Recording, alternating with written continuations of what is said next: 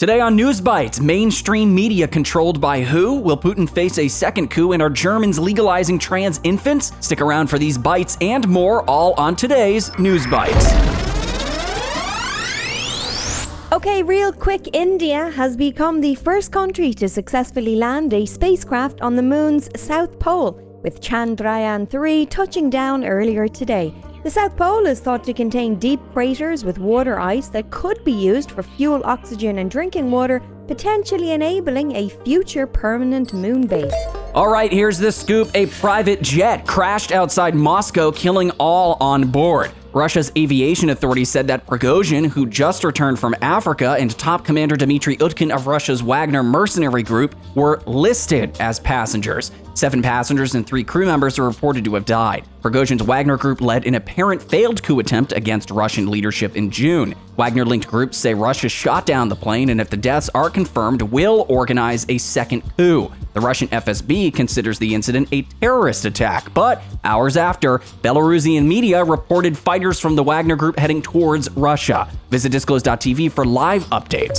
Okay, check this out. RFK Jr. sat down for a conversation with James O'Keefe to discuss if the mainstream media is controlled. But by who? Watch. There's a provision in the CIA charter that says that the CIA cannot propagandize the American people. President Obama in 2016 essentially reopened the door for Operation Mockingbird so that the CIA began once again to propagandize American people. How are they doing that, President? High-level intelligence officials or people associated with the intelligence industry are running those journals, like Noah Schlackman, who runs Rolling Stone, who came from Daily Beast. Daily Beast was run by John Avalon, who has deep ties to the intelligence agencies.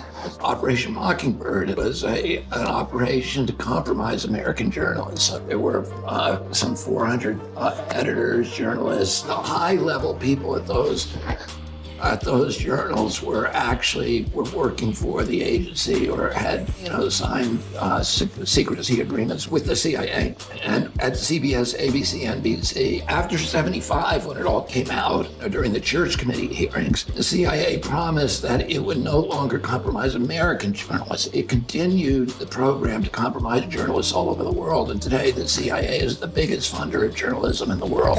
Okay, and over to Europe, where the German cabinet has approved a law to simplify gender and name changes for trans people. Currently, for any gender changes, 2 psychological reports and a court decision are required. However, the new law will now allow changes with just a simple self-disclosure form. Parents can submit forms for children under 14, and those that are above 14 can override their parents by going to family court. An excerpt from the law permits parents total freedom to determine a child's sex from birth with no oversight. If grandparents, nursery workers, teachers, and the parents of other children misgender a child, they can face a fine of up to 10,000 euros.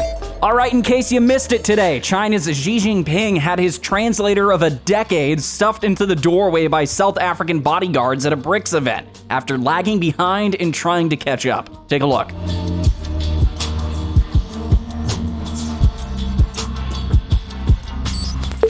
Okay, FEMA officials are staying at luxury hotels in Maui during the fire recovery efforts. Hotels are located far from the devastated town of Lahaina, with officials staying at 5-star resorts. Fairmount has all-suite rooms starting at 860 square feet. The Four Seasons is on 15 acres with a fountain pool, and the Grand sits on 40 acres with tropical gardens. Locals have criticized FEMA's slow disaster response and questioned officials for not staying closer to the affected areas with cheaper hotels available on the other side of Maui. Some FEMA staff are also at 4-star Marriott for $531 per night, but federal government rates at the luxury hotels start at $1,000 per night.